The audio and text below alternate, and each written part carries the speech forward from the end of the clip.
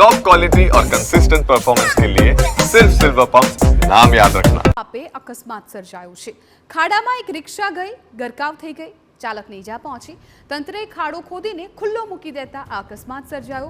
Barricade વચ્ચે નહીં મૂકીને બેદરકારી દાખવી, માત્ર ખાડાના આજુબાજુ બેરિકેડ લગાવી દીધા। અગાઉ પણ ખુલ્લા ખાડાના કારણે દુર્ઘટનાઓ બની ચૂકી છે।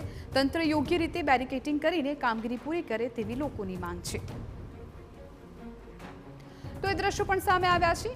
આપ આ દ્રશ્યો પણ જુઓ કે કેવી રીતે આ ખાડો છે ખુલ્લો મૂકી દેવામાં આવ્યો છે। કોઈ પણ પ્રકારના બેરિકેડિંગ કે કોઈ પણ પ્રકારનું લખાણ કે બોર્ડ ત્યાં મૂકવામાં નથી આવ્યા અને આ રિક્ષા ચાલક કેવી રીતે ઈજાગ્રસ્ત થઈ જાય છે, તેની રિક્ષા પણ ખાડામાં પડી જાય છે, એ દ્રશ્યોમાં પણ સ્પષ્ટ દેખાય છે।